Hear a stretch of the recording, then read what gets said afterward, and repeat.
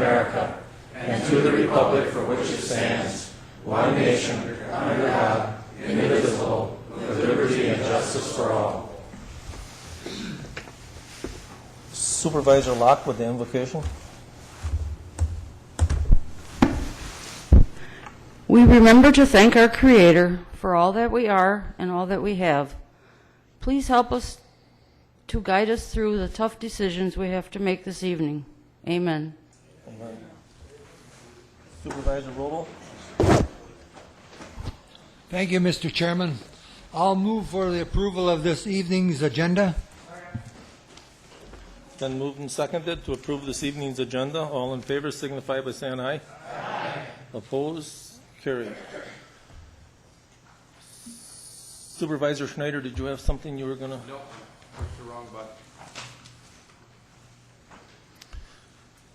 Is there anybody from the public that would like to express their opinion on anything on the agenda this evening? Now is your time to talk. Is there anybody from the public that would like to express their opinion on anything on the agenda this evening? Now is your chance to talk. I see a couple new people there, so is there anybody from the public that wants to express their opinion on anything on the agenda this evening? That portion of the meeting will be closed. Supervisor Hardy? Did you? Okay. Communications and petitions from the clerk.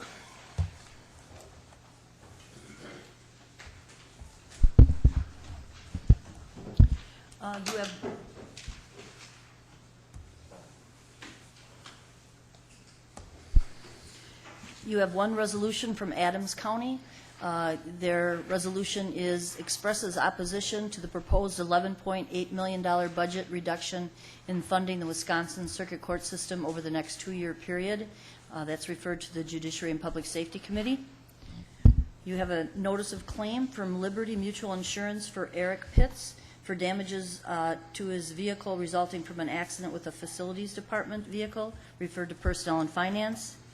And a notice of claim from Meredith Starling for reimbursement of costs resulting from injuries her son sustained from a fall in the parking lot at the Tri-County Ice Arena, referred to the Personnel and Finance Committee. And that's all. Okay. Approval of April 15th and April 22nd County Board proceedings. It's been moved and seconded. Are there any additions or corrections? Point of order, Eisen. Mr. Chairman, you skipped over reports from committees, commissions, and boards. Is that intentionally? No. Reports from committees, commissions, and boards.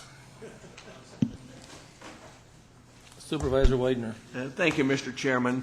As you all know, we have had a pretty snowy spring, and hopefully we're done with that for now.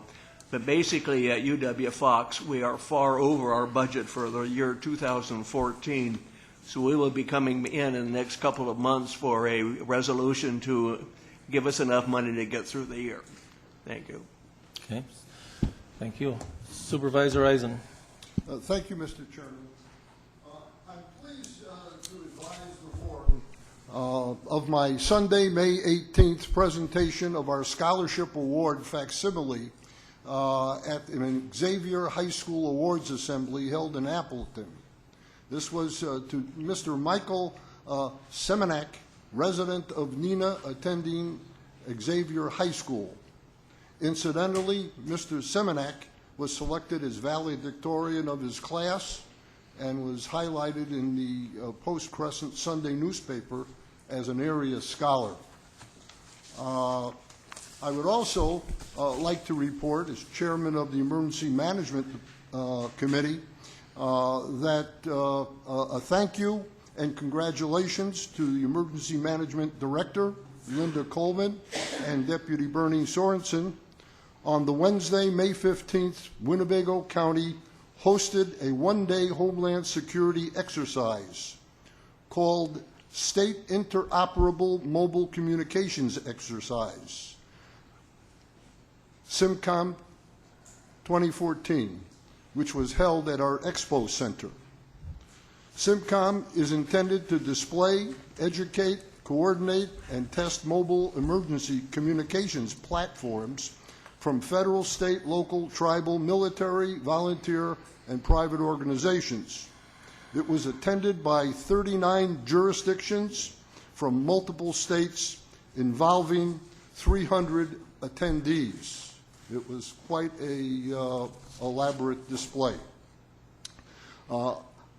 Lastly, I would like to thank the County Board Chairman, David Albrecht, for arranging the County Board tour Monday, 19th, which enables supervisors to review the remodeled records storage facility on Butler Avenue. We examined the exterior and interior of the building, observing storage for both circuit court and finance records. We were advised that an adjacent space included sheriff's records. I want to take this opportunity to share my impression that a perilous condition exists on our property and that we need to prioritize our spending from the general fund. This building is an aluminum pole building with an attempt at secure bin housing the records. This building is inadequate for the risk. It is subject to weather hazard. A minor storm could damage the building and compromise its contents. There is a row after row and row upon row of file folders and no protection from fire hazard. In my opinion, the building poses a moral hazard in that compared to our secure properties, this building could be forcibly entered and documents compromised. My solution is a proposed solution is that we defer any appropriation and expenditures from the general fund until we resolve the facility and P&F committee due diligence addressing this untenable situation. It is more important to secure these documents than retire a 3.75% bond due in 4 years. We may never have a second chance with the documents. Thank you, Mr. Chairman. Thank you. Supervisor Finch. Thank you, Mr. Chairman.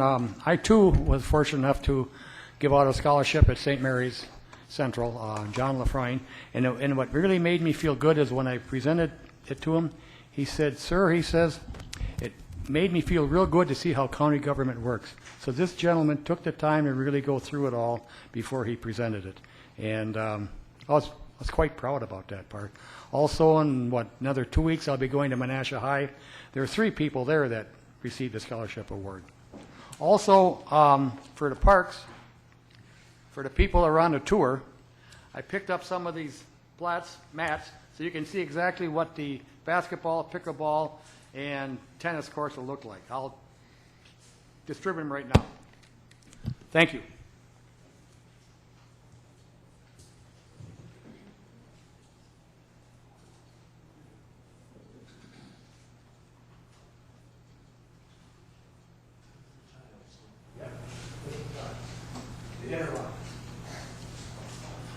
Explain it again when you sit down up there.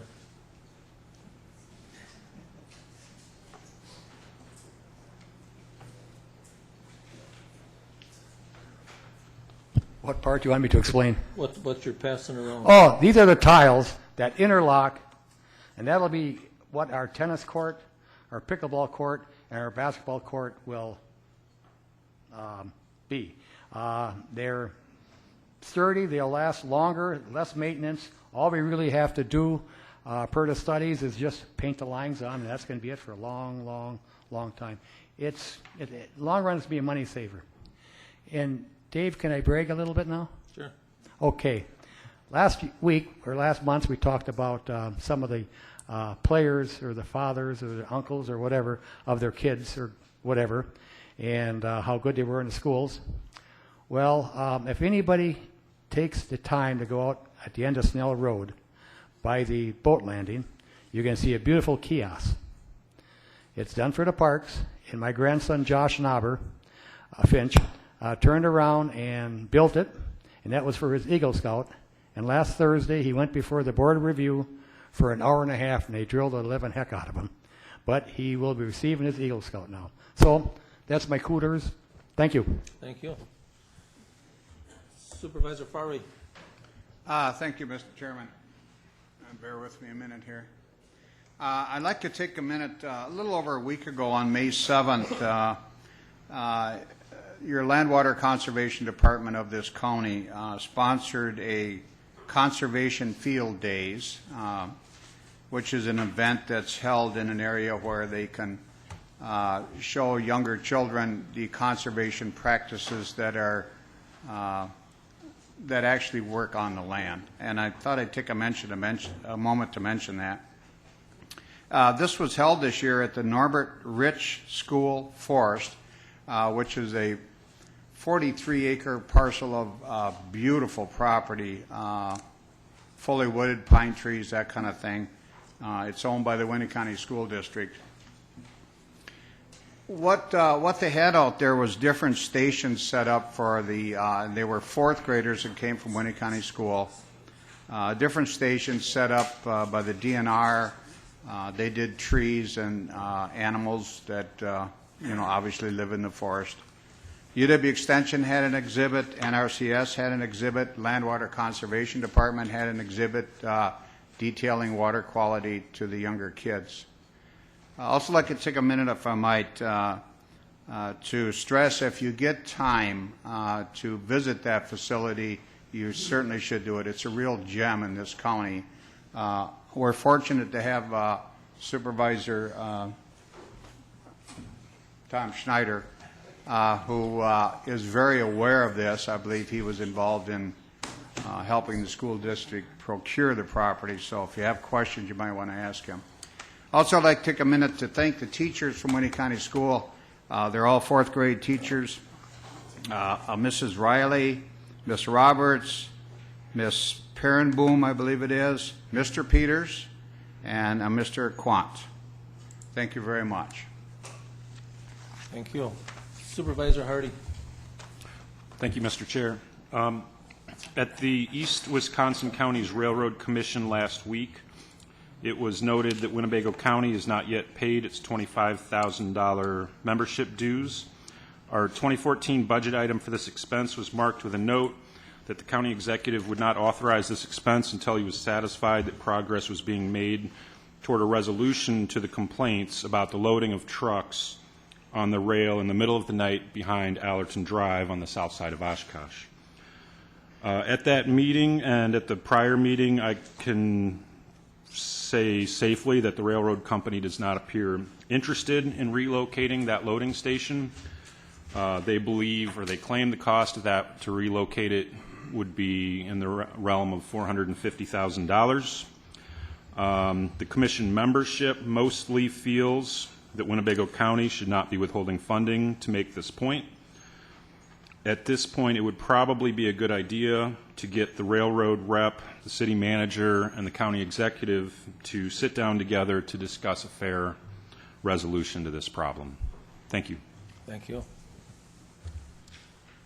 Okay, Supervisor Robel, back to the approval of the 15th and 22nd proceedings. Beg pardon? Back to the proceedings. Oh, yes, also move. Okay, been moved and seconded to approve the 15th and April 22nd proceedings. Are there any additions or corrections? All in favor signify by saying aye. Aye. Oppose? Carried. County Executives Report.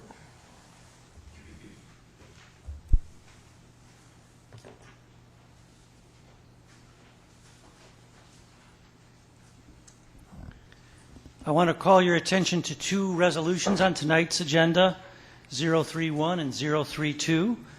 What those resolutions would do is they would pay off a callable bond in the amount of $1.3 million and set aside money to pay off a second bond, a little over $2 million in April of 2015 with general fund reserves. The reason we would want to apply these general fund reserves is, one, it'll save us about $135,000 of interest over the remaining life of those bonds. But in addition to that, we are currently well above the informal target of 1 month's expenses in our general fund. And so it's appropriate to apply those monies. However, if you apply them against operating expenses, that's viewed very badly by the bonding companies. We actually just had a discussion about that at Fox Valley Technical College when the Baird representative talked about how they take a very harsh view of applying one-time reserves against operating expenditures that will recur. In addition to that, it would still leave about $4 million of general fund reserves above our informal target.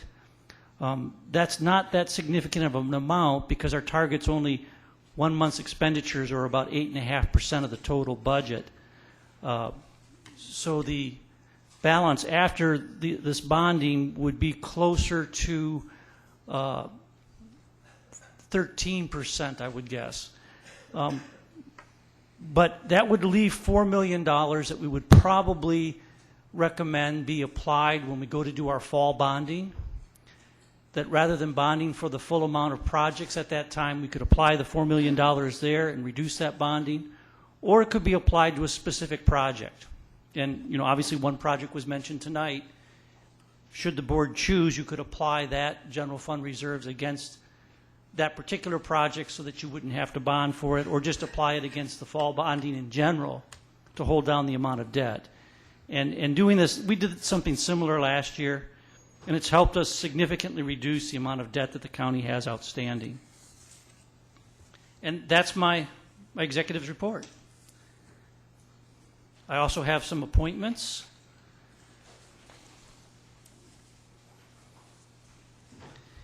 Subject to your approval, I'm hereby making the following appointment to the AVCAP Board of Directors. Christian Hart. It's been moved and seconded. All in favor signify by saying aye. Aye. Opposed? Carried. I also am, subject to your approval, making the following recommendations for the Winnebago County Land Records Council. It's Julie Pagel, Mary Kruger, Liz Nichols, Jerry Bougie, Linda Coleman, Jim Smith, Larry Krischer, Paul Schmidt, and Mark Zugi. It's been moved. It's been moved and seconded. All in favor signify by saying aye. Aye. Opposed? Carried. Thank you. Point of order, Mr. Chairman. You didn't push your button. I pushed the wrong button. Go ahead. Thank you. I'd like to address the county executive. At 13% over the 8.5%, are you saying that we have reserves of currently in the general fund of $21,580,000?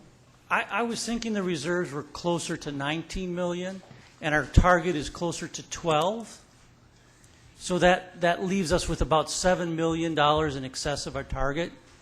And at 19 million, I think that's about 13% of our annual budget rather than the 8.5% that's our informal target. And so we could spend roughly $7 million of reserves by buying down bonds or not bonding for projects that we would otherwise bond for, and still have our general fund reserves be at about their target of $12 million. And pay for emergencies. Pardon? Pay for emergencies. Right, that's what the reserves are there for. Thank you. Okay, thank you. Very good. Chairman's report, Supervisor Rowe, Supervisor Gilson, Supervisor Keel, and Supervisor Olson had asked to be excused from this evening's meeting. And my appointments, I'd like for your approval for the East Central International Trade and Business and Economic Development Council. I'd like to appoint Stan Klein. It's been moved and seconded. Supervisor Finch. Thank you, Mr. Chairman. Mr. Chairman, I don't know the reasonings, but at the present time, I can't support that appointment due to the fact that Mr. Klein was a supervisor here. He did a heck of a job for Winnebago County, but he no longer lives in Winnebago County. And I just feel that we got over 168,000 people here in Winnebago County. I feel that the appointment should go to somebody from Winnebago County. And that's the only reason why I can't support it. Okay. All in favor signify by saying aye. Aye. Opposed? No. Okay, we'll vote by machine.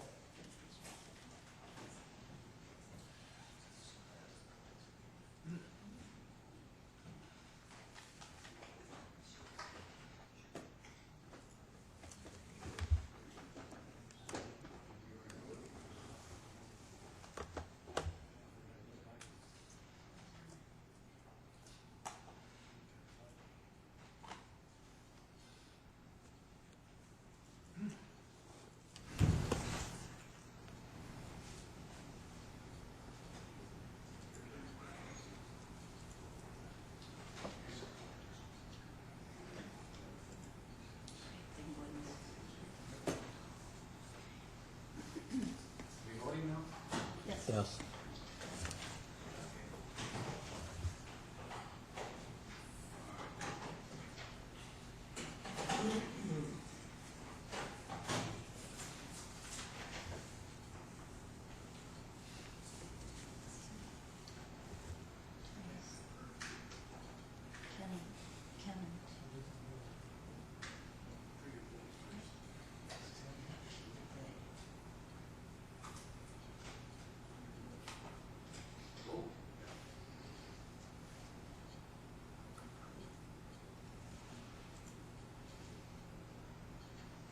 That has failed.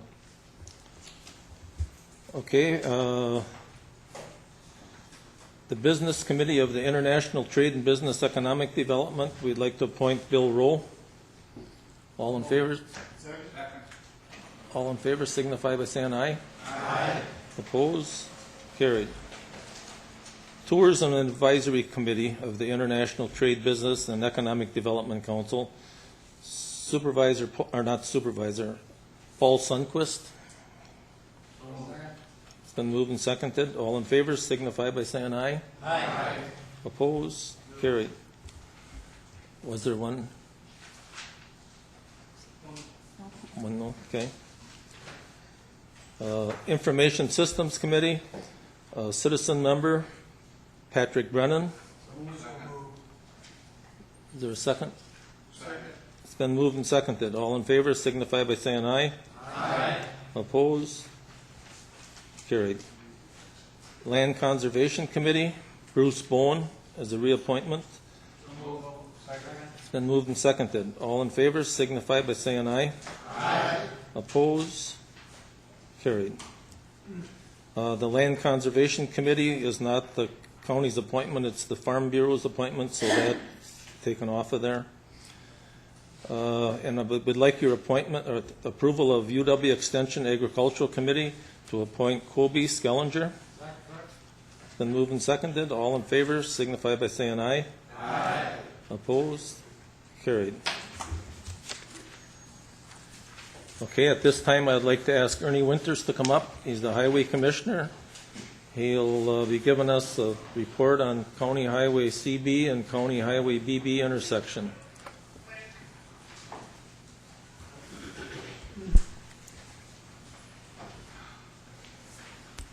Evening, everybody. Thank you. I would like to talk with you a little bit this evening about the intersection of County Trunk Highway CB and BB. The town of Menasha borders with Outagamie County. This is a border highway. This intersection is part of our maintenance responsibility. We've planned for and hopefully we'll be constructing a project this summer with Outagamie County, and I'd like to talk to you a little bit about that. And I handed out a brief paper that everybody can get an idea, and I included a couple of pictures in the back. We've identified this project in our 2014 capital improvement plan for reconstruction this year. Several years ago, my predecessor began discussions with Outagamie County to do this project. This is a larger project for them. They're doing a mill and pave and some improvements on CB going north toward the airport. And they undertook this project a couple of years ago and needed to buy some right-of-way. So we're at the point where we're ready to go later on this summer. It'll reconstruct the intersection, remove and replace the asphalt pavement, and improve the traffic function. The problem with the intersection isn't so much the pavement condition, it's the size and the traffic volumes we're seeing. During high traffic movement times, we are getting some backups there to the point where the intersection functions at a less than desirable level. In addition to that, the condition of the signals, they're about 17 years old, and they're just outmoded. You can't find replacement parts for them anymore. They're still working, but if we improve the intersection the way we want to with widening and adding turning lanes and things like that, the signals will no longer fit that new design. There'll be new signals, there'll be some curb and gutter, there'll be some limited storm drainage work. The Outagamie County's taken the lead on this. They've done all the engineering at their cost. In addition, they're going to pay their fair share of the project and do most of the construction. The signals and the curb and gutter work is going to be let to bid. This is part of our maintenance responsibility. We have authority and jurisdiction over the intersection. The signals are our signals, so they're ours to replace. Besides that, the work to improve the intersection itself is actually they're doing the bulk of the work and paying probably a little more than their fair share of that cost, along with doing all the engineering. What I plan on doing then is coming back to the county board in June with a resolution to provide $210,000 for Winnebago County to pay our share of this project. Can I answer any questions? Supervisor Finch. Thank you, Mr. Chairman. I don't even know how to start with this. We've had a couple of things with Outagamie County, and they had the tendency of either falling behind or reneging on their deals. So I'm only speaking for myself, but there's no way that I could vote for any of this unless they have their money up front first. And I live in the town of Menasha, all right? But the dealings we've had with Outagamie County has not been the most pleasantest. So that's all I have to say. Can I answer that? They actually do have their money budgeted and in their capital plan. Then I'll vote for it. Oh, thank you. Supervisor Farley. Thank you, Mr. Chairman. Mr. Winters, I assume you anticipate my question, but that's going to obviously deal with storm sewer as they identify it, drainage improvements. Can you elaborate a little on that? Are you aware of what these improvements will be? There'll be catch basins in the curb and gutter, but Okay. the rest of the project will be open ditch. I believe they're upsizing a couple of the pipes underneath the intersection, but that's the limit of it. There's no. Do you know where the water runs to? East, I'm hearing. East? Okay, thank you. So it has been planned. They obviously are looking at the requirements of our county and theirs, I assume. Correct. With this Correct. MS4 thing and that. Yes. That's kept in mind. Thank you. The curb and gutter is very limited. It's only the radius around the intersection. Their share of the bill is much larger than ours, correct? It's quite a bit larger. They're doing all the engineering, and they're paying well over their half of the pavement cost. Supervisor Widener. Thank you, Mr. Chairman. I guess I kind of commented like Supervisor Finch, is that when you commented they're going to pay more than their fair share, that was music to my ears. But I do have a couple of questions. I take it you've decided a roundabout is not the way to go. We had some discussion on a roundabout a couple of years ago when I first got here, and generally felt like it wasn't appropriate at that intersection. Is that a volume thing or what? Volume has something to do with it. Part of it is as well, it's a signalized intersection now, and it functions well as long as we can upgrade the signals. It'll work just fine. So it really doesn't need to be a roundabout. We don't have a bad accident history there. Actually, we do. We had it, that's why we put the lights in here, and it wasn't 17 years ago where we had a couple of bad accidents there. But anyway, my second question is, you talk in your thing about, in your report here, about expanding BB in the future. And I assume that we're doing the intersection with the thought that they're going to be, the lanes will be changed when we get to the expansion? Correct, although it's being expanded to accommodate any improvements of BB when those come. Okay. We won't need to touch the intersection again. Okay. Thank you. Supervisor Rasmussen. I'd just like to comment on the relationship with Outagamie County. I know that these projects get approved by the board, but I can assure you that in my career with the Highway Department, we had nothing but top-notch cooperation with Outagamie County Highway Department at all times. Thank you. Okay, thank you. Thank you. At this time, I'd like to ask Mike Elder to come up from the Facilities and Property Management Director. He'll be giving us a report on the masonry maintenance program for county buildings.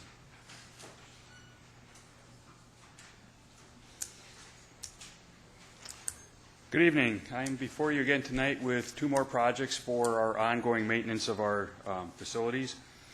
The first one is our masonry maintenance program, and what we're trying to do is do a prescribed planned maintenance of all the buildings that are masonry and construction, which is just about all of them. This particular project deals with tuck pointing and masonry repairs on two of our buildings at the maintenance facility on Knapp Street. Last year we took care of building number 1, which is our main shop and office area.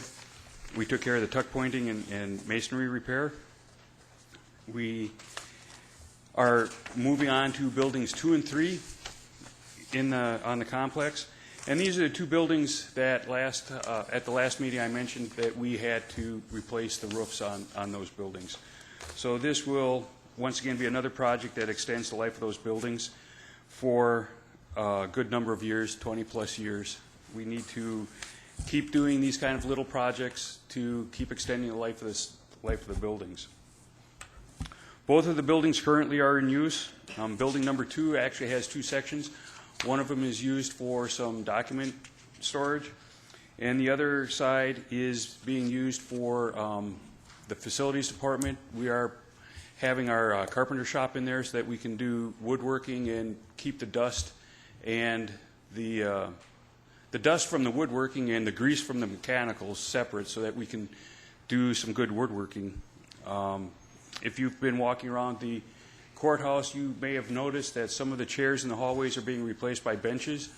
Those are benches that we have done in our own shop, and we've managed to do those for a fraction of the cost of what a new wood bench would be costing us.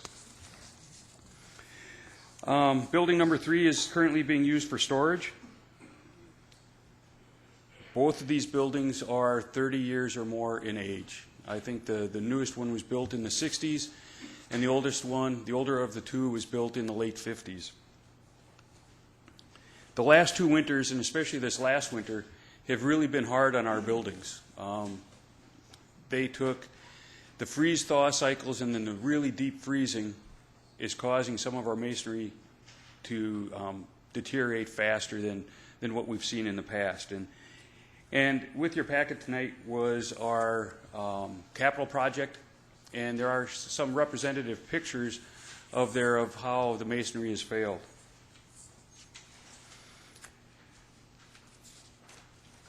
The cost estimate that we've got is based on what the repairs were for building number 1, and we're looking at a cost of about $110,000. This project would end up going out for bid for masonry repair firms, which we have a number of them in the valley area that are very good, and we would be doing that work through the summer or into this fall. And I'll answer any questions if you have them. No questions, you're off the hook. Nope, Supervisor Eisen. Yeah. Now, you mentioned a building 3 for storage. Where is that located? What, building 3? Yeah. That is right next to building number 2, behind our main building on Knapp Street. Okay, so that all the buildings that will receive this repair are located at the At Knapp central Street. office Correct. For facilities. Correct. Thank you.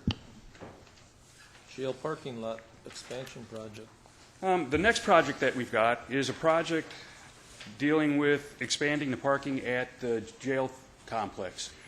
The jail was built in 2003, And we identified the parking needs for the sheriff's office at that time. And one of the cost-saving plans that we had was to defer building 19 parking spaces for the parking lot where the employees park. At the time, it was felt that there was sufficient parking for the department vehicles, the employee vehicles, and for the change of shifts. And if you've been out at the jail now, what you're noticing is that the parking is full from early morning till early evening. We don't have places for people to park. We don't really even have, when we go out to do work, the sheriff's office has been very kind for us and let us park in some places where it's close for us to get in and out of the building, but it's really not marked for parking. And what we have is we have people spilling over into the areas where the public would be parking in front of the building, which makes it difficult for the constituents and the customers to the building to find a place to park. So what we are proposing at this time is to go ahead and pave the area that was identified when we designed the building for the 19 additional parking stalls. Since this was already designated as a parking area when we designed the building, we are not anticipating any additional changes to the stormwater. We already have a retention pond. We already have catch basins out there. I don't believe that we would have to do much more than maybe putting a catch basin in where the parking area is now and tie it into the existing and have it go into the retention pond that we have now.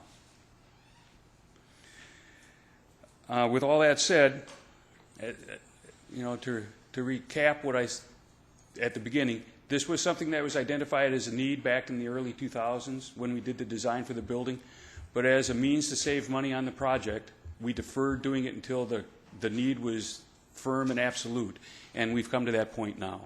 So I'll be coming back to you asking for an appropriation of about $203,000 to pave this area that's designated as future parking. Supervisor Schneider. Thank you, Mr. Chairman. Just clarification, Mike, I believe on your drawing that should be State Highway 76 rather than 45. That's how old the drawing was, sir. Yeah, I You're understand. Right. I missed that. Okay, thanks. Supervisor Robel. Thank you, Mr. Chairman. Mike, is the county going to do the work there, the highway department? I have to research on what the rules are now about the county doing road work, paving work, and everything. If they can do the work, they're more than welcome to do it. Yeah, okay. Supervisor Ellis. Thank you, Chairman. Mike, I believe in the need for that parking lot, but that planning and design at $68,000 and the project is going to be $200,000. Doesn't that seem a little high? It's super high. It seems high, but that's the kind of estimates I've gotten from site people to do the planning for it. Once we go out for the RFP, it may be changed. The entire cost of the project may not be what I'm asking for, but that's based on a square footage of how much it costs to do a parking lot. And then based on that, there's a percentage on what the engineers tell me they need for design services. But I mean, if we're not going to have to do anything for stormwater and that, doesn't that seem like a high for that planning and design? I just think it's just super high. Yes. Okay, thank you, Mike. Thank you. Zoning reports and ordinances. Report number 1, Corey Kulkofen, McMahon and Associates, Town of Neenah. Supervisor Fari.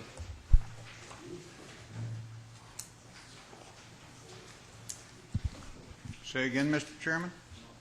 Zoning report, or the report number 1, Corey Kulkofen, McMahon and Associates, Town of Neenah. I believe that's brought forward by the Planning and Zoning Department. It says District 7, huh? It was Bill Rowe, okay. So we'll go to Mr. Egan, seeing that Bill Rowe isn't here. I move for the approval of report number 1. Second. It's been moved and seconded to accept report number 1. All in favor signify by saying aye. Aye. Aye. Opposed? Carried. Mandatory ordinance. Second. It's been moved and seconded for a mandatory ordinance. All in favor signify by saying aye. Aye. Opposed? Carried. A mandatory ordinance number 2, Joe Winfinsky, Kelly Ann Bowl, Town of Clayton. Is that you, Mr. Barry? Thank you. This one is in the town of Clayton in my district. I move for the approval of a mandatory ordinance number 2 on behalf of Mr. Wisniewski, I believe it's pronounced, in the town of Clayton. Second. It's been moved and seconded. All in favor signify by saying aye. Aye. Opposed? Carried. I'll abstain. Mr. Chairman, I had my light on. The only difference on that, it shouldn't be Joe, it should be John. Okay, we'll make that correction. We'll make that correction. I believe it is John, that's correct. Okay, and Nice catch. Larry abstained.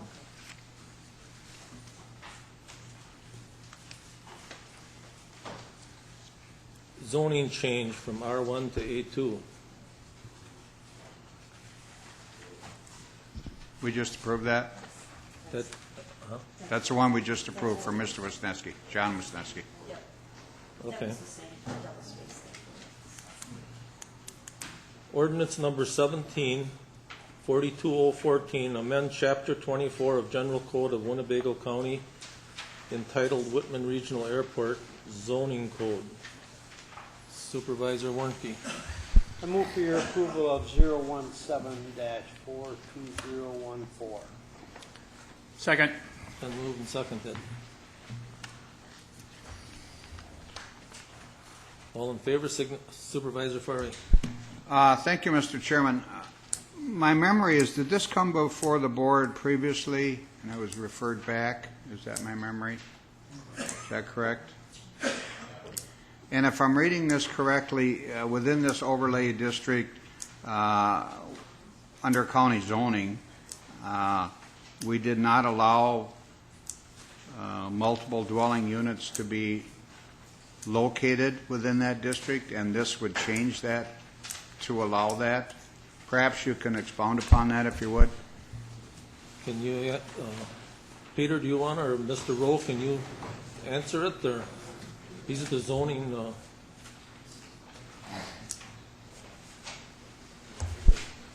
Okay. Actually, Darren Burge from the city will take that one. That's correct, Darren Birch, City of Oshkosh Planning Department. Right now, under the Winnebago County Overlay Zone, multiple family is prohibited right now in the AR5 zone. What the zone change request would allow is for multiple family uses to be permitted in the overlay district based on the underlying zoning ordinance. So whether it be the City of Oshkosh, the Town of Black Wolf, the Nakaimai zoning district, the underlying zoning and local land use plans would still apply, but the overlay would still be in place. If I might follow up with that question, specifically and geographically, where are we talking about? That's the Air 5 zone, which is considered the traffic pattern zone around the airport. So it's not those areas that are close in. We're talking about an area probably quarter mile to a half mile outside of the airport. Do you know what the reason is why we have not allowed that in the past? It was based on, the original ordinance was based on an older restrictive model was based on the California Airport Land Use Handbook, which was 2002. Both the state of Wisconsin and California, they updated their land use model. So this is consistent with those two newer ordinances that do now allow multiple family in those traffic pattern areas. How big of a multiple family are we discussing here? The ordinance change would allow up to 20 dwelling units per acre. 20 dwelling units per acre. Again, that's based on whatever the underlying zoning ordinance is. That would be two-story, I assume, then? Two-story, the height limitation would still be in effect. And this is within a quarter mile, you said, of the landing strip? No, I'm saying it's in that area that's generally a quarter mile outside of the airport grounds proper, a quarter to half mile. I don't have is there a map in? No. My concern, let me premise my question is, if there were a serious accident out there, obviously we would have a lot more people in jeopardy because of that proximity. So what would the distance be from the landing strip itself? Peter Malls is saying he'd think it's about 3/4 of a mile. So if you take over, let's say we're on the east side of the airport, I think the boundary would start somewhere around Oregon Street and go east of the airport in that direction. And I think on the other side, we're talking probably on the other side of 41. I just don't have a map with me. Well, if that is correct, and I assume what you're telling me it is, I guess I don't know if that would be all that dangerous, but certainly anything closer than that would be putting people in jeopardy, I would think, with all the traffic we have there, especially with EAA, et cetera. Thank you for your answer, sir. Supervisor Egan. That's fine. He answered my question. I was calling to tell you that. He's back there. Supervisor Finch. Thank you, Mr. Chairman. You answered a lot of mine, too. The thing that scares me the most is we have the land. The city of Oshkosh is going to build some stuff. If there's any problems, for example, I believe, Peter, didn't you tell us about 9 months ago, roughly, that you have an average of 250 landings per day? Is this correct? On average, yes. Okay. Now, through EAA or anything else, and you always find out somewhere down the road, not saying it happened at EAA, that we have a plane problem coming and or going. If there would be a problem because we allowed this, would the county be liable or not? Or would EAA or would City of Oshkosh take the lead for the libel? Well, that's a legal question. I think maybe Mr. Bodner can answer. I have not even going to stick my neck out on that one. There are two questions that people ask: are we liable? And that's really a matter for the court to decide. But what anybody can sue anybody for anything. But this is basically a zoning decision that you're making to allow this type of housing and this type of density to occur in this specific area. So this is really a legislative decision that you're making here, and immunity, you have a lot of immunity in relationship to legislative decisions. So I think it's unlikely that if a plane crashed into somebody's house or apartment building in this type of situation that you're looking at a whole lot of it's unlikely that you're going to be liable.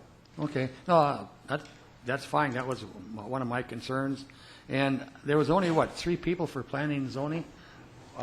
Is it one of the times when we're short people or that they're gone, or we just don't have the 5 people there? Because this is a very important decision. I was absent. Planning and zoning. One was absent, and the other one was at vacation. Okay. Thank you. Supervisor Eisen. Thank you, Mr. Chairman. Mr. Chairman, can we find out what the typical standard is for zoning in this manner?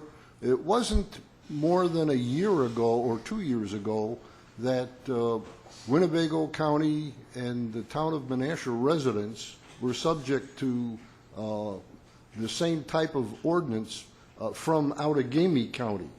And they went over and over and over that issue, which was quite at length. And there must be some kind of standard. Is there a particular standard? Or I do remember you saying that the standards that we were using were 2003 models, and that things have changed. That's correct. There is actually the state does not give us too much guidance on land use. It'll tell you what is an acceptable land use and what should be prohibited.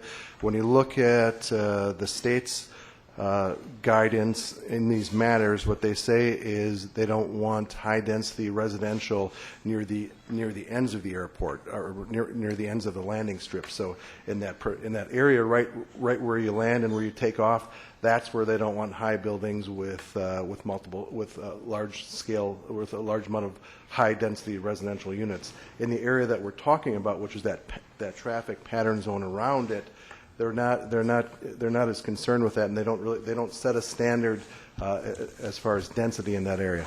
What street on the north side, east-west street, would that amount to? The airport zoning terminates generally along 20th Avenue. Say again? 20th Avenue on the north side. Okay, so we're talking about homes that would be built around 20th Avenue on the north? That area is pretty developed. You have a couple multiple family. Anything that's north of 20th Avenue is not right now in the airport overlay. The area that we're generally talking about is that stuff on the southeast quadrant of the airport. We're talking maybe areas west of Oregon Street all the way over to Fond du Lac Road. Okay, so there's some developer that wants to put a dense subdivision with multiple family dwellings in the southeast quadrant of where the airport's located. Correct. And this is a prelude to accommodating economic expansion for Oshkosh. Thank you. Supervisor Fari. Thank you, Mr. Chairman. I was going to refer to the Outagamie County Airport situation also, and I believe that was addressed. Thank you. Supervisor Ramos. Thank you, Mr. Chairman. Very simple question, just piggybacking on the question from Supervisor Eisen. He asked about whether or not there are any standards at the state level. I was curious, are there any standards at the federal level, FAA, in regards to this sort of situation and proximity to the airport? Now, the typical response from the FAA is that they'll defer to local land use policy in these matters. They don't have the only zone that the feds are always really concerned with is that area right off that runway protection zone. That is the area that they're most concerned with in the areas where they have any type of standard, and they prohibit certain land uses right on the ends of the runways. Thank you. Supervisor Thompson. Thank you, Mr. Chairman. I need a little bit of help with the explanation about the distance going north from the airport. I'm thinking of the north-south runway. Originally, I thought the answer was that the north end of that runway is about a quarter mile from the edge of the airport, and then the next explanation was that this would extend 3/4 of a mile. That would certainly take you farther north than 20th Street, I believe. I think we've seen diagrams showing a pattern going quite a ways north of 20th. Can somebody help me with the distance from the north end of the north-south runway to the end of the area they're thinking about, the north end? The end of the north-south runway is not terribly far from 20th Street, if I remember correctly. So how far north does this restriction actually go? If it only goes to 20th Street, it doesn't cover any residential district. That's correct. The airport, the overlay zone generally terminates on its north end along 20th Avenue. So anything north of 20th that is not in the airport overlay. Now, as you get around as you come to the south, that airport overlay will go out over Lake Winnebago to the west, and I think we might get over to Oakwood Road on the west. And I think it goes as far as, not Ripple, Fisk Avenue or Nakaima Avenue in the south? Farther south than that? Yeah. Then, Mr. Chairman, if I may, then there are no restrictions whatsoever north of 20th Street. Is that correct? That's what he said. With the exception of the height limitations. Okay. Thank you. Supervisor Ramos. Thank you, Mr. Chairman. I just had one more follow-up question. The resolutions is referring to the traffic pattern Air 5 district, and my question is referring to the ends of the landing strip. Given that there is this potential concern in regards to this sort of development at the ends of the landing strip, if we approve this resolution, would that potentially allow for development that the FAA or the state would not want within it? No, that is in a different air zone. I believe that's in the Air 1 or runway protection zone, one of the two different zones. Just wanted to make sure. Thank you. Okay, we'll vote by our little pad. Vote aye if you approve, no if you disapprove.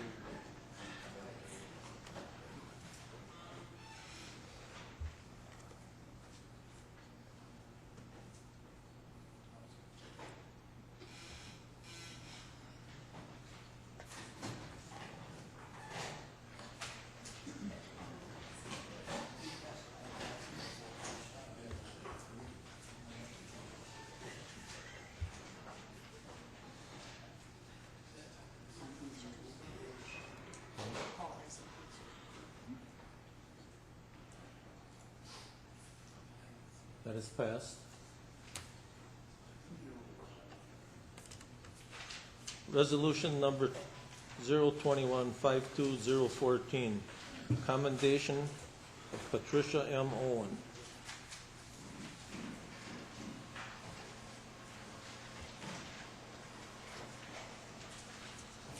I'll move for that if somebody want to second it. Second. It's been moved and seconded. All in favor signify by saying aye. Aye. Opposed? Carried. Resolution 022-52014, disallow claim of AFNI subrogation department on behalf of American Family Insurance for Denise Hayes. Supervisor Rasmussen. Thank you. I move for approval of resolution number 22-5-2014. Been moved and seconded. All in favor signify by saying aye. Aye. Opposed? Carried. Resolution number 023-52014, disallow claim of Dorothy I. Miller. Supervisor Rasmussen. Move for approval of resolution number 23-5-2014. Been moved and seconded. All in favor signify by saying aye. Aye. Opposed? Carried. Resolution 024-52014, disallow claim of Creeley Camp Trucking Incorporated, incident date 2/25/14. Supervisor Rasmussen. Move for approval of resolution number 24-5-2014. Been moved and seconded. All in favor signify by saying aye. Aye. Opposed? Carried. Resolution 025-52014, approved claim of Ann K. Holman. Supervisor Rasmussen. Move for approval of resolution number 25-5-2014. Been moved and seconded. Supervisor Haig. Thank you, Mr. Chairman. How is the dog? Do we know? Yes, the dog has some arthritis, but it's doing well. Thank you. Supervisor Widener. Thank you, Mr. Chairman. It's just a question. Always in the past, we've always said to disallow the claim, including some of them where I think we thought there was a reasonable claim, and we were told that we disallowed it so the insurance could take care of, or the insurance or the council. Are we changing our policy here, or is this an unusual situation? Why are we approving one? Because we know that we were 100% at fault and felt as though we owed it to the vet bills back to the lady whose dog was hurt. Okay, so if we have some in the future, we could also have an approval. Well, this is a different situation. Of all my time here, I've never had a case of something like this come up before. Supervisor Eisen. Yeah, I believe the situation is that the claim put to our insurance company only paid the cash value of the replacement value of the dog. It didn't pay the expenses that the people incurred in getting the dog back to companion condition. And the consequence is, of the bill, $600 was paid by insurance, and the rest would not be paid. The claim was for $3,000, and I would assume it's $600 more than what's being asked for making this party whole in a situation that could be very embarrassing to the county because it involved a canine, a new canine, the first day or two in possession of the county, and a new handler.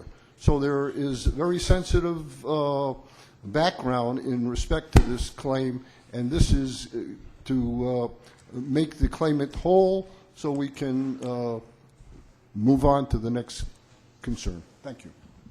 Supervisor Smith. Yes, thank you, Mr. Chairman. Just to answer the question on it, the insurance company looks at the dog as property, and anybody who has a pet, that doesn't count. In other words, a dog was attacked by a county dog on the person's own property, as a matter of fact, right? It was on a sidewalk, public property. Oh, public property, okay. But they're the residents. And as a result, based on the insurance company's findings, $600 is all the property is worth. But I think the county puts itself on record as realizing that a pet is more than just property, and if we're responsible for the damage to that pet, we should take that responsibility. Okay, we'll vote by our iPad, but I just have to answer for Ms. Oh, Supervisor Singstop. This question is for the sheriff. It was my understanding you were going to send a letter to this lady stating that the county would not be liable for any additional expenses. Has this been done? Could you repeat the question? That we were going to send a letter that we were not liable? For any additional expenses. This will be the final payment. If there's any additional costs, we will notify that person that this is the end of the claim. Okay, that was my understanding you were going to do that. Mm. Okay, we'll vote by our iPad. Vote aye. Vote no. Mr. Widener's question was that in the past we've always denied these claims, but this is a little bit different situation. So.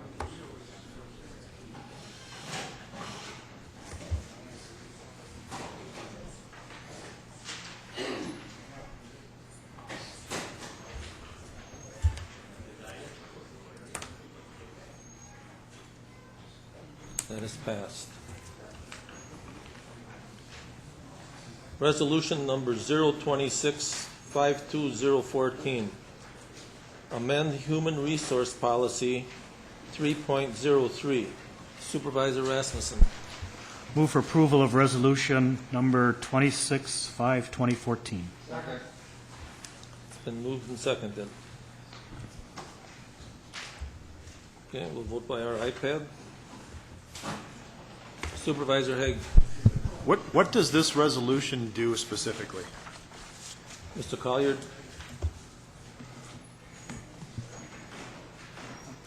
Thank you, Mr. Chairman. This resolution would amend the Human Resources Policy's definition of different employee types. The reason it's necessary is that when we passed the new Personnel Policy Manual, we restricted the ability to use temporary employees to a period of 6 months at a time, or really 6 months or 26 calendar weeks in any calendar year. The reason for that, or the primary reason at least, was the Affordable Care Act regulations, which might make us subject to steep penalties if we had employees on the payroll longer than 26 weeks and didn't offer them health insurance. And since we don't offer health insurance to temporary employees, we restricted their use that way. However, we have found just a few instances where a temporary employee of under 6 months just doesn't work. It's not long enough, but it's really not a permanent need either, so it doesn't make sense to put the employee on the table of organization as a regular full-time employee. So this would establish an intermediate level of employee.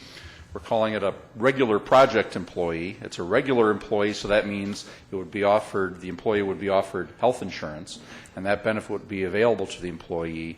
But instead of having a 6-month limit, On the period of time the person could be employed, it would be up to 2 years, and then at that time, of course, if the need is still there, we would look to make a decision about adding it to the table of organization. Could this necessarily affect any current full-time or future full-time employees? Well, they could be full-time or part-time employees. There are currently 3 temporary employees whose terms are, well, I'm sorry, I shouldn't say 3 whose terms are about to expire. There's at least 1 whose term is about to expire, probably 2 and a little bit later. You know, in other words, we'll have to separate them from employment, and we don't really want to do that if this isn't approved. There's at least 1 other that will be added if this is approved, and then kept for a period of time, a year or 2 perhaps. So it would affect a very limited number of employees. I know of 4 possible positions now, temporary positions, that would be affected by this or could be affected, and that the department would probably plan to seek permission to make them a regular project employee. So I think it'll be a fairly rare thing. There'll just be a handful at any given time, but there are those instances where we don't have another solution. Maybe I should just clarify the question.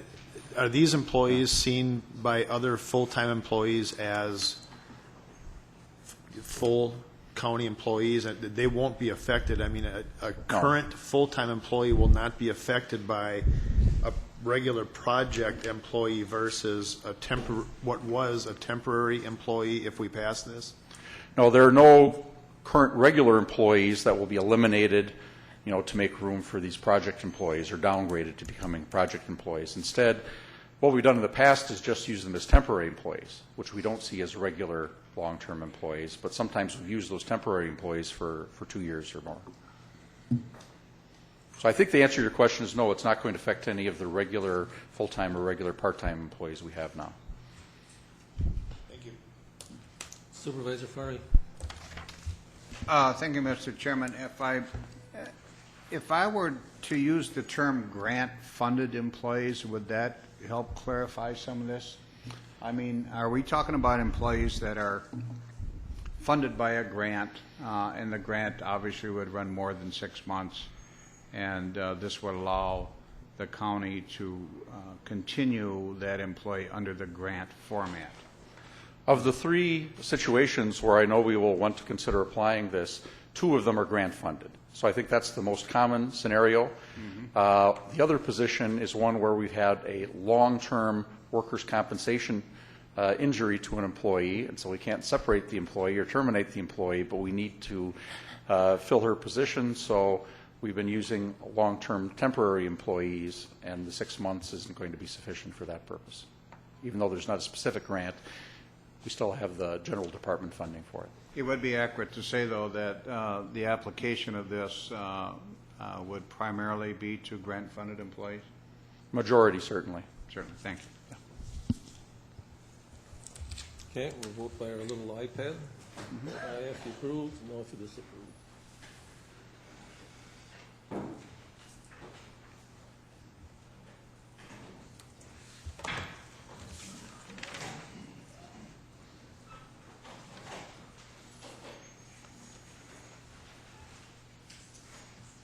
That is passed. Resolution number 029-52014. Authorize a budget transfer and capital funding to the Highway Department in the amount of $55,000 for the County Highway G Bridge Design Projects. Pardon? Oh, I'm sorry. Resolution number 027-52014. Authorize acceptance of DNR and DATCP Notice of Intent Discharge NOI-NOD Project Funding Grant. Supervisor Fari. Thank you, Mr. Chairman. I move for approval of Resolution 27-5-2014. Second. Then moved and seconded. Mr. Chairman, if I might offer an amendment on line 11. I believe it states $58,275. I'm told by Mr. Davies, the Director of the Department, that we're fortunate and that number should be $64,000. So we're getting a little more out of the DNR. So you got that correction? Dead Okay. cap. Okay, we'll vote by our iPad. Vote aye if you approve, no if you disapprove. Pardon? This is, well, I thought he just made a front, that this was just the correction. I'm sorry. Is that a friendly amendment, or do you want to vote on the amendment? Are you voting on the change or just going to? No, I thought that we could just do it as a correction. Yeah. because I'm it was just doing it as a correction. Yes, okay, gotcha. So now you're just voting. We're going to vote on the corrected version of the amendment.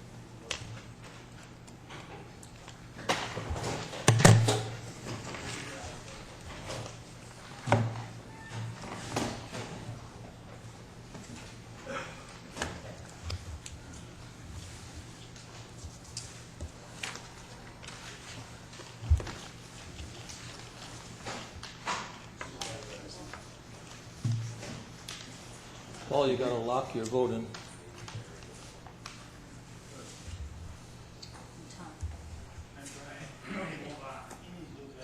Oh, we need some battery, okay.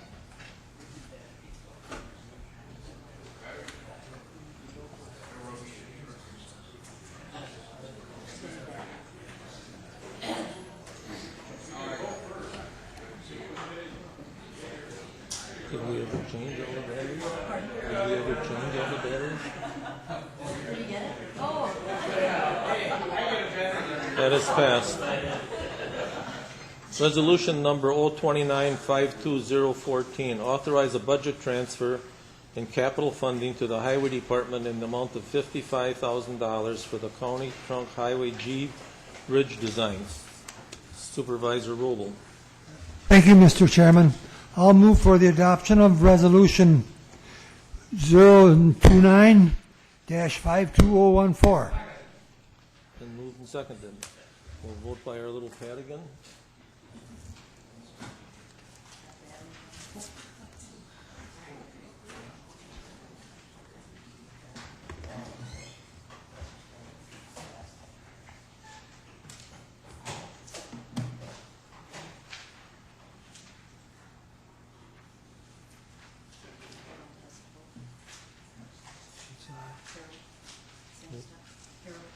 Harold, did you vote?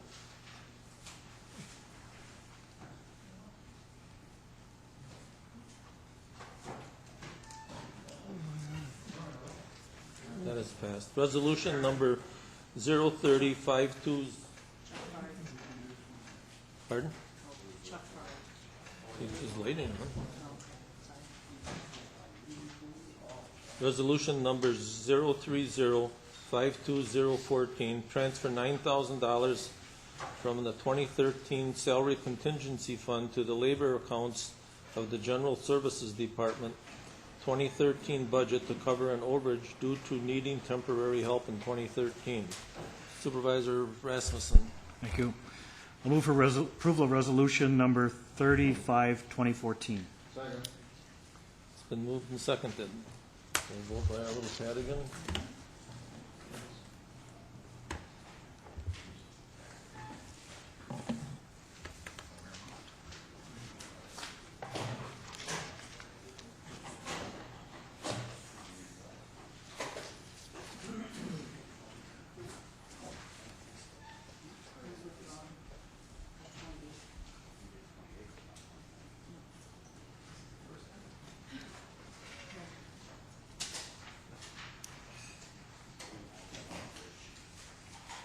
We did that. We did that. Yeah. 28 is withdrawn. How much did you pay for this thing?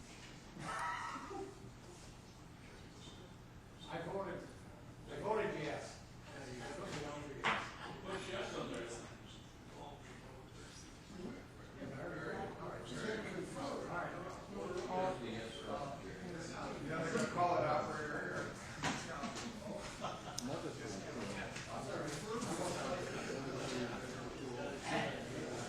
That is passed.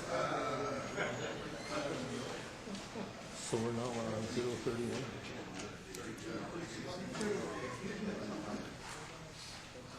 Resolution number 031-52014, transfer $5,000 to the debt service fund to call and repay the Series 208A note issued on the call date of April 1st, 2015. Supervisor Rasmussen. Thank you.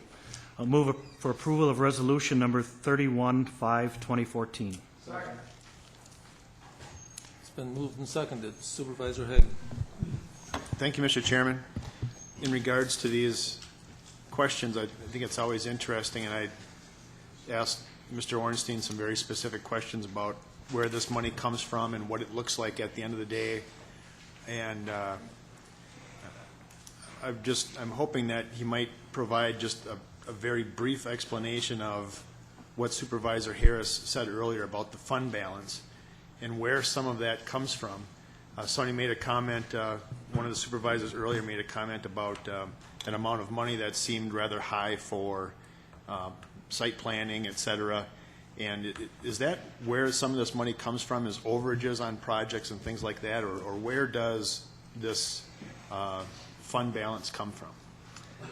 Well, I think Mr. Harris explained it pretty well, that, I mean, basically, various departments run surpluses during the year, and that money closes out to general fund balance. I think with Human Services, with a lot of the programs being taken over by the state, that partially resulted in larger surpluses in that area, and that money closes out to the general fund. So that's primarily how it's built up. And then the other question I had that you answered very well was, at the end of the day, is this realized as $130,000 paper savings, or what does that look like? It's a real savings. It's a reduction in a future tax levy or levies. Thank you. Supervisor Eisen. Thank you, Mr. Chairman.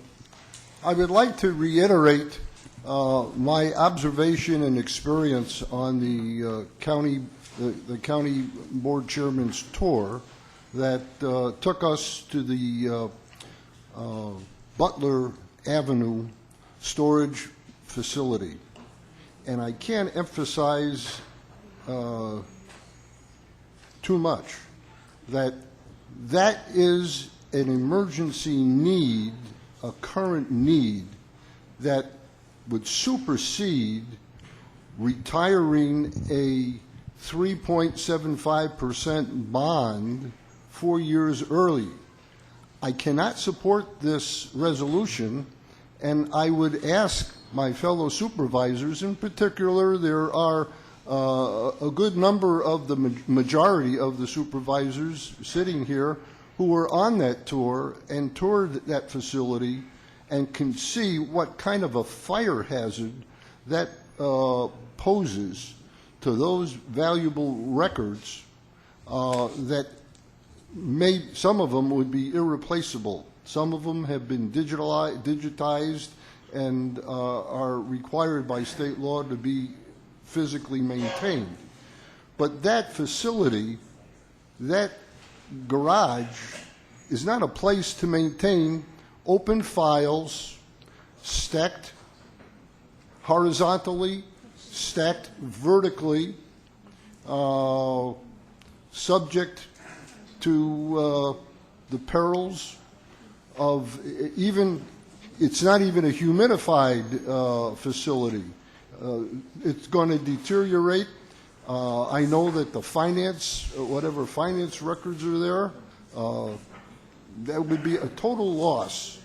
I cannot support this, and I would ask my fellow supervisors to recognize that and ask some questions. We can, perhaps what I should do is move to postpone this resolution until Butler Avenue records are secure.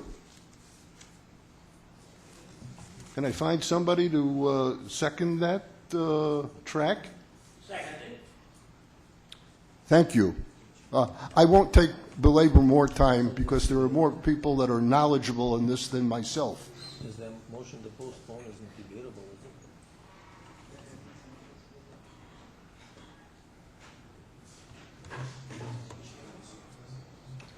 it? It's to a time certain when we get that other get that issue settled. You're going to have due diligence by the facilities and recommendation from P&F, and we can safely secure those records and then pay down our debt. Supervisor Farley on the postponement. I believe I can tie it together, if I might be given a little liberty from the chairman. Let me address this a little bit. The Facilities Committee is very much aware of the condition of that records storage building. And we're also aware that we have talked about putting those records somewhere else. One of those locations would be the Huber facility, a vacant building sitting out here next to the County Sheriff's Department out there. And I think the ball needs to be kind of put in the court of the Judicial Committee, which Mr. Eisen is on, and talk whether or not they would accept those records and support that and bring it back to facilities for review. That's really the next step, because we need to do something with that building. Frankly, it's been held up many times because we're told that there are different uses for it, the sheriff has got different uses, etc. But if you want a secure facility, you don't want to spend a lot of money, utilize the existing building that you have. Facilities has looked at this many, many times. That's my response to Thank you. The statement. If I may, if this referral is considered an indefinite referral, I would adjust it to refer it to the Judiciary Committee for consideration and discussion, and then consideration by the facilities and the P&F, as Mr. Farley suggests. I have no qualms with that. Supervisor Finch. Thank you, Mr. Chairman. To his proposal, I can't support it. Reason being is that now we're going to play micromanagement. Heck, I want a dog park. Can we take some money out here for a dog park? I mean, why not? You know, that's my point. We're here to set the policy. You got your county exec that does the work. I'm not here to play micromanagement. For my 22 years on the board, we've made changes like this numerous of times. So there's no big deal. Actually, Mr. Eisen, if you're really that serious on it, then maybe what you should do is have it put in the budget come budget time. Thank you. Supervisor Knitsky on the postponement. No, I won't be voting for this resolution, but I have to concur with Mr. Eisen and Mr. Farley's concerns.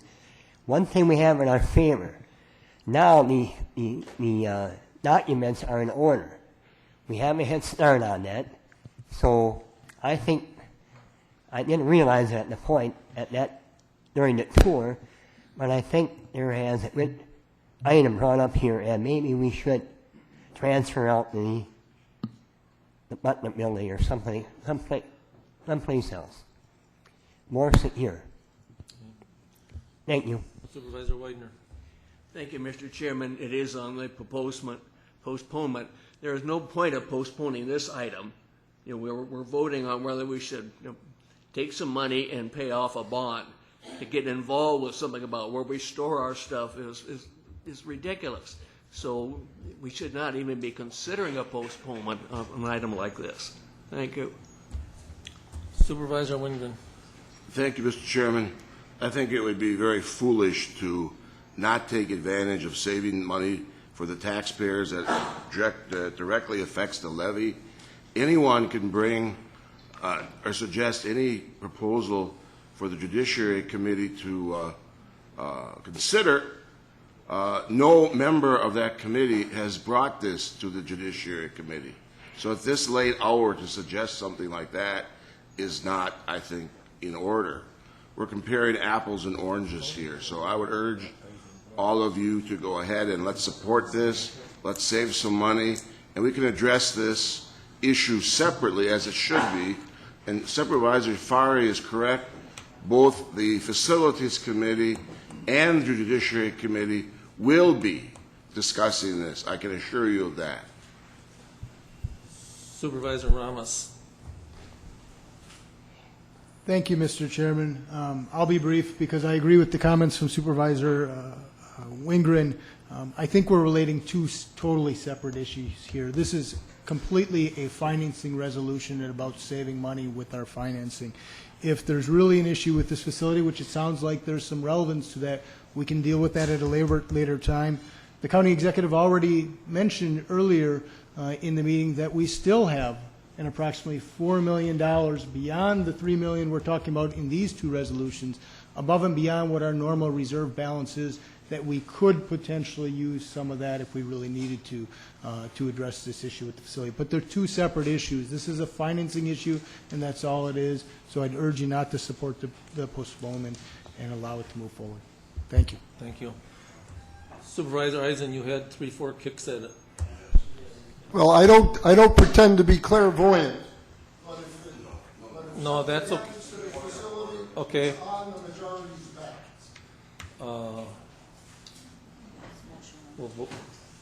We'll vote by our little iPad if you want to postpone it or not. We'll vote aye if you want to postpone it. Vote no if you don't on the amendment. On the amendment. He amended to postpone it. So if you don't want to postpone it, vote no.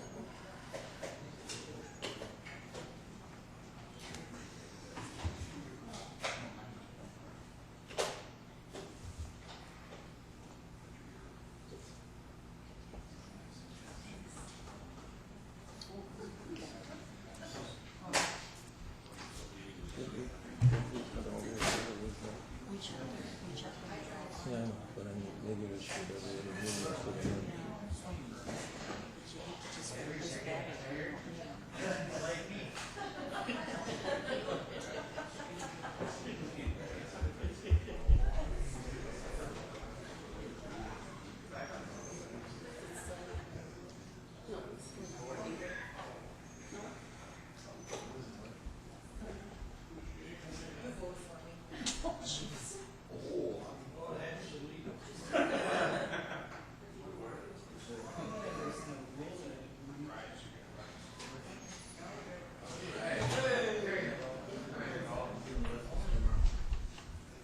The amendment has failed.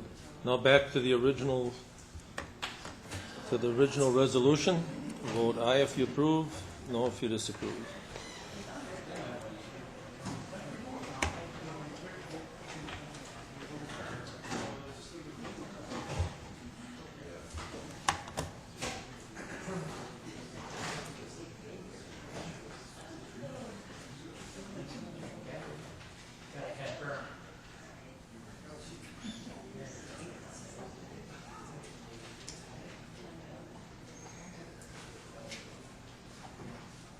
That is passed. Resolution number 032-52014, prepay the Series 2007A General Obligation Promissory Notes having a balance of $1,315,000. Supervisor Rasmussen. Thank you. Move for approval of resolution number 325-2014. And moved and seconded. Okay, we'll vote on our little iPad.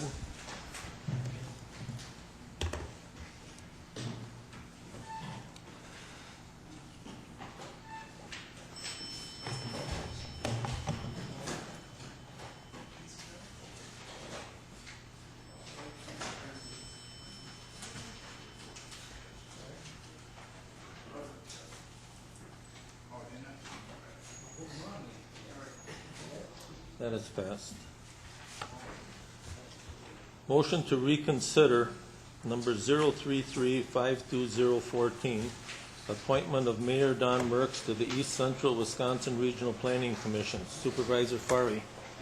Mr. Chairman, I'll beg the indulgence of the body and introduce a motion to reconsider the appointment of Mayor Dan Merks to East Central Regional Planning Commission. Okay, first we have to take up the motion to reconsider, correct? That's correct. Okay, so you're going to vote on by your little iPad if you want to reconsider his motion. So if you want to reconsider his motion, you vote aye. If you don't, vote no. Is there discussion prior to this vote possible or not? I have no idea what this.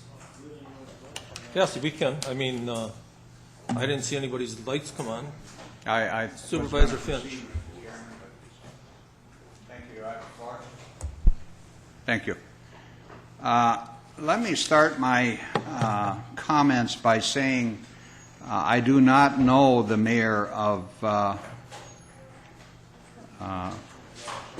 Menasha, Mr. Don Merks, I believe it is pronounced, Merkus. And I say that because this is not an issue of the person, whether it be Mr. Merkus or someone else. This is an issue, in my opinion, of representation. For many years, many years, appointments to the East Central Regional Planning Commission, and we do have 5 appointments. 2 are automatic. One is from the city of Oshkosh. Mr. Albrecht is there as chair of the county board. Mr. Harris is county executive. He's on there automatically.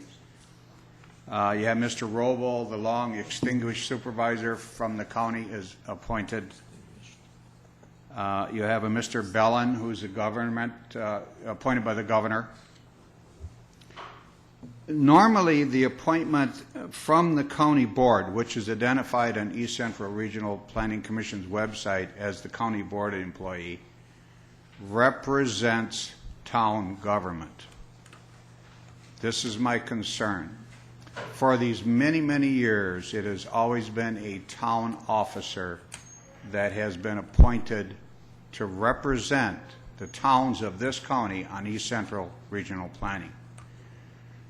The latest being Mr. Erdman, chairman, town of Oshkosh. Prior to that, it was the chairman from the town of Clayton for many years. I must raise objection to this appointment if it is not representing 53,000 people in this county live in our towns.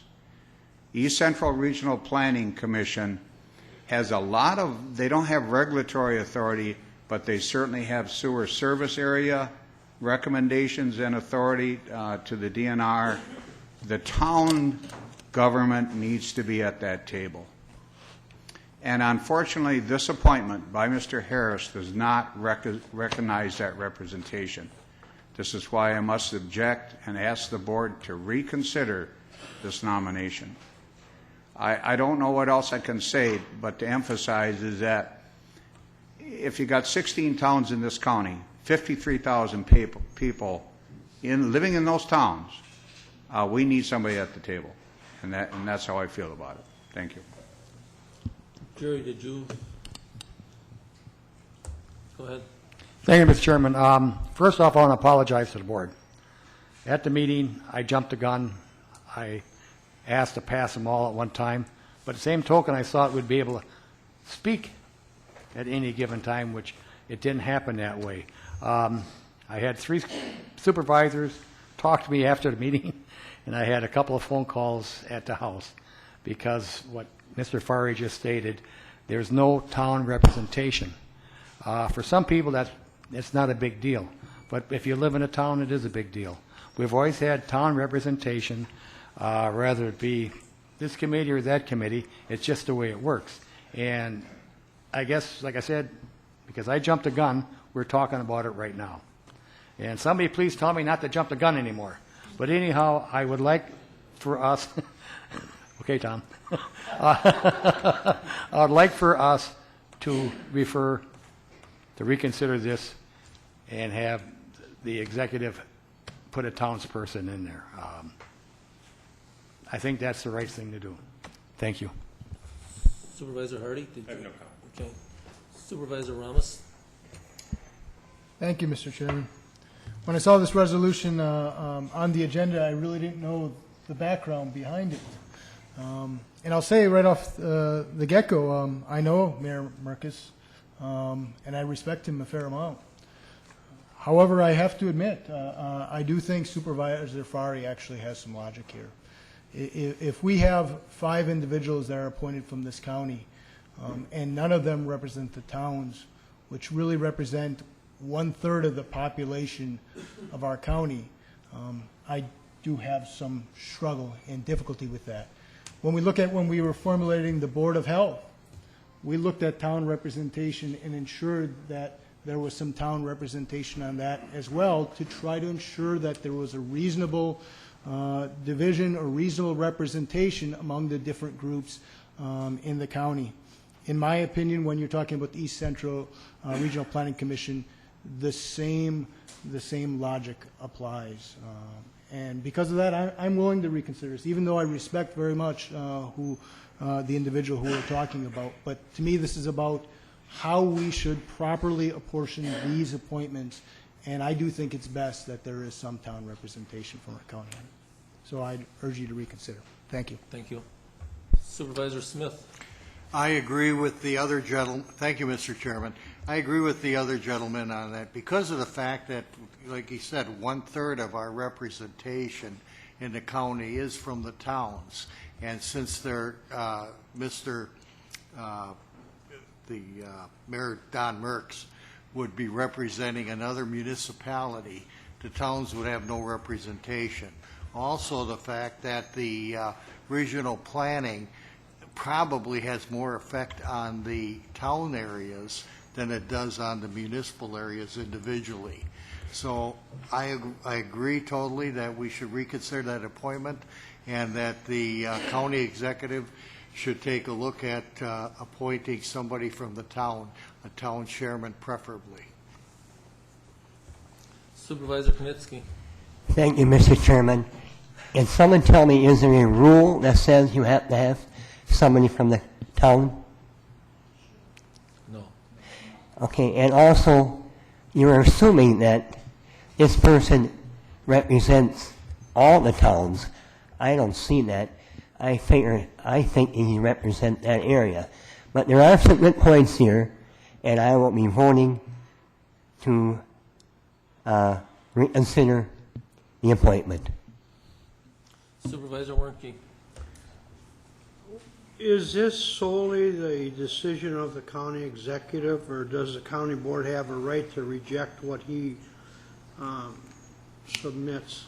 Well, I think it's his appointment, but I think you have a right to reject it. The county executive has the absolute right to decide who he appoints. That's within his discretion, and you have the right to decide whether to confirm that appointment or not. What happens if we reject it? Well, if you reject it, if you reject his appointment, then it would be up to him to appoint somebody new to it, somebody different to that position. He doesn't have to appoint who you want, and then it would be up to you to decide whether to approve that or not. He could come back 10 times and appoint somebody from a city if he wanted to. It's ultimately up to you to decide whether to accept that appointment or not, whether to approve it, I should say. Well, you just got done telling me that it is his absolute right to appoint somebody, but then again, you're telling me that you can reject it. No, you have to listen to what I'm telling you. I am. I don't think so. He has the right to appoint whoever he wants, and it's up to the county board to decide whether to confirm that person or not. But you don't control who he appoints. If you reject the appointment, it's up to the county executive to decide who he appoints next. Okay. Just like my rejection, I'll have to come back with another name. Supervisor Hardy.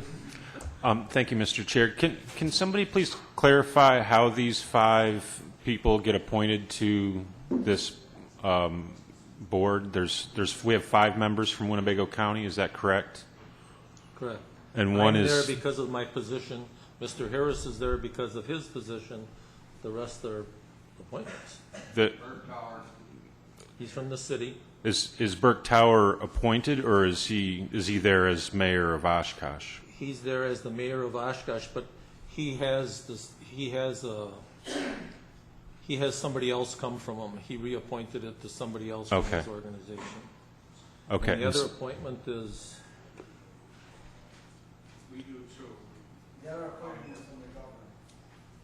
One is the governor, and it's very political. Like the governor, the last time, if you weren't Republican enough, you didn't get on. If you weren't, when Doyle was there, if you weren't Democratic enough, you didn't get in. So the governor appoints one of the people from Winnebago County. Yes. And then the county executive appoints But it two doesn't people. have to be supervisors. It can Right. be private citizens. Okay, thank you. Supervisor Fari? You answered the question, sir. Thank you.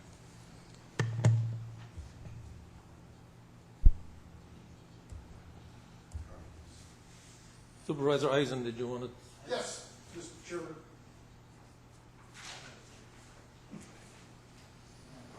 Basic representation on the Commission's policy body consists of three commissioners. Wait and talk into your mic. Three commissioners from each county. The chairman of the county board serves on the commission because of his elective office. A second member is appointed by the county board. This individual must hold executive or legislative office within town, village, city, or county government. The member is automatically the county executive if the county has one.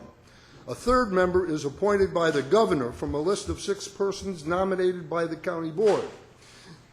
At least 4 of the nominees must be private citizens. Additional representatives are provided to counties with a population of 50,000 or greater, one for each attained increment of 50,000.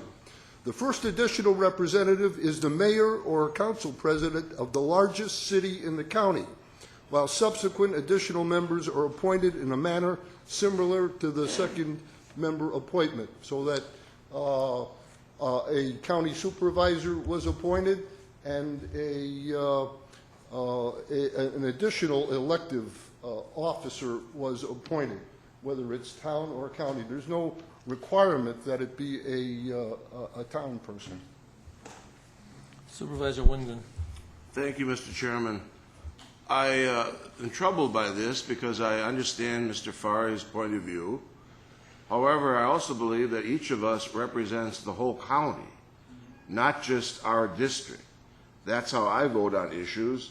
I vote on highways and culverts that are put in other areas than my district. I think of the county sort of like a boat. If there's a hole in the front of the boat, the people in the back say, don't worry about it, it's not in our section. We all sink. So, and I also think this is in a way, kind of an attack on the person's ability to make independent decisions. For heaven's sakes, if he was selected by the people of Menasha to be their mayor, I'm sure he can represent the whole county and the interests of all the various entities in it. So that's why this troubles me and why I won't support the reconsideration. Supervisor Ramos. Thank you, Mr. Chairman. I think Supervisor Fari actually really hit it on the head right from the beginning when he talked about representation. Representation really matters. We're the perfect example that representation matters. If representation didn't matter, we would not have the number of districts we have. We would simply have all at-large supervisors throughout the county. But we don't have that because we recognize that representation matters. There's nothing that was done here that was out of ill will or incorrect. The county executive had the perfect right and ability to do what he did. But sometimes I think we all know just because you can do something doesn't mean it's the best thing to do. And I would argue just because he can do this, just because we can confirm this, doesn't mean it's the best thing to do for the county. I would argue that representation is the best thing in the county. We are the perfect example right here that that's the case. And because of that, I'd urge you to reconsider this. Thank you. Supervisor Skellinger. Thank you, Mr. Chair. A few weeks ago at our organizational meeting, we considered a resolution to have every supervisor be on a committee so that all the districts would be represented in our committee structure. We decided that experience was more important than representation at that point, and I think if that's something that we were saying a month ago, that's something that we should carry through at this point. Thank you. Supervisor Finch? Thank you, Mr. Chairman. I should have brought this up earlier. I talked with Supervisor Xavier Harris about it, and the reason the mayor was put on there was because he wanted to get somebody on the northern end of the county. He didn't consider whether it be a town, city, village, or whatever, but he just thought it'd be nice to get somebody at the northern end of the county.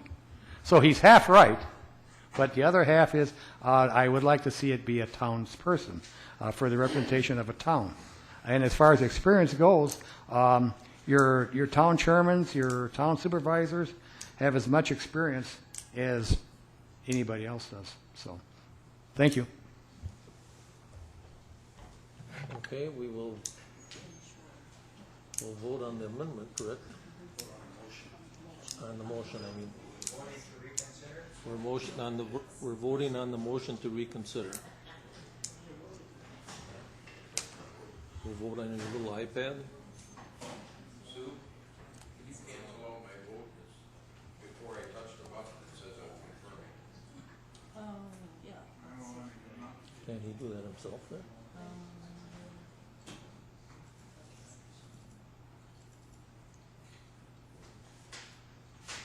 Tom, I don't think I can change it until. We'll change. Pardon?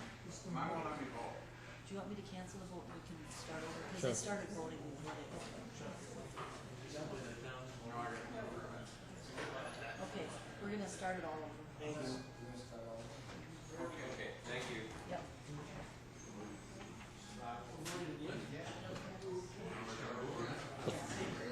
Well, some of them are representative, but my confirm goes just have to touch it, and my I have to push it. We should write them a note and say that the result is there's a lot to be desired.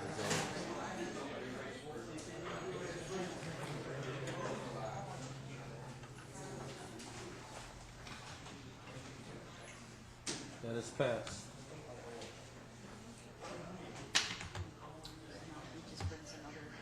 So now he'll have to come back. No, that just brings it back on the floor, and now you have to vote on the actual. Yeah, you now voted to reconsider this, now you need to vote on the actual appointment, unless Mr. Harris wishes to withdraw that.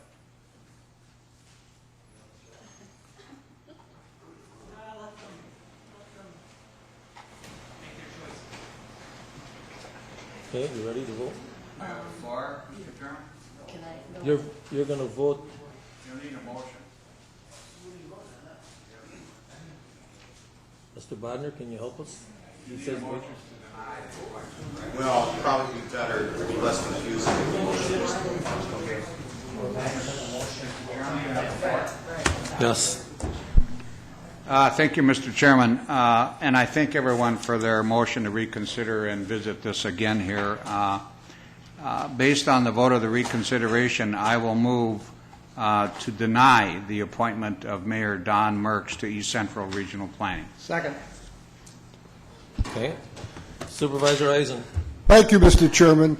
I'd like to make a small recitation of whom are members of the Regional Planning Commission representing Winnebago County. Our chairman, David Albrecht of Oshkosh, our county executive, Mark Harris of Oshkosh, Burke Tower, mayor of Oshkosh, permanent alternate, Mark Roloff, city manager of Oshkosh, Ken Roble, county board supervisor of Oshkosh, Ernie Bellin, governor appointee from Oshkosh. So it's very critical.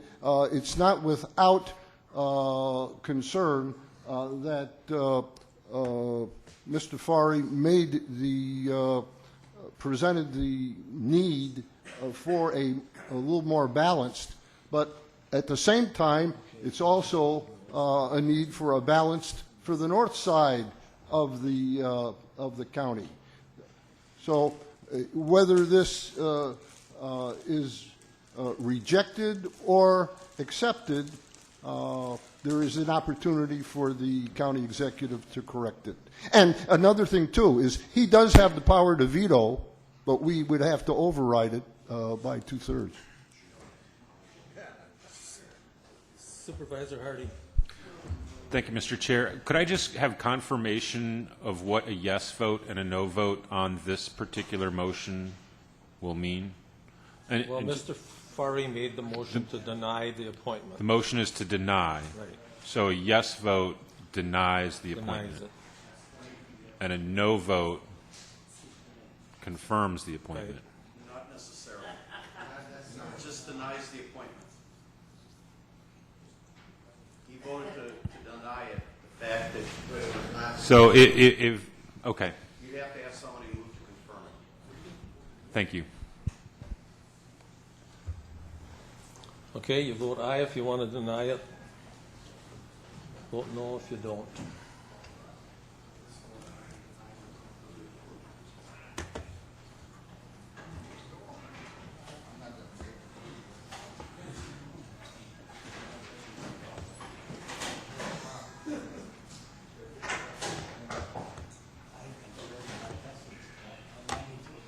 That is passed. It's denied. Thank you. Supervisor Robel. Thank you, Mr. Chairman. I'll move that we adjourn until Tuesday, June 17th at 6 p.m. We are adjourned till June 17th.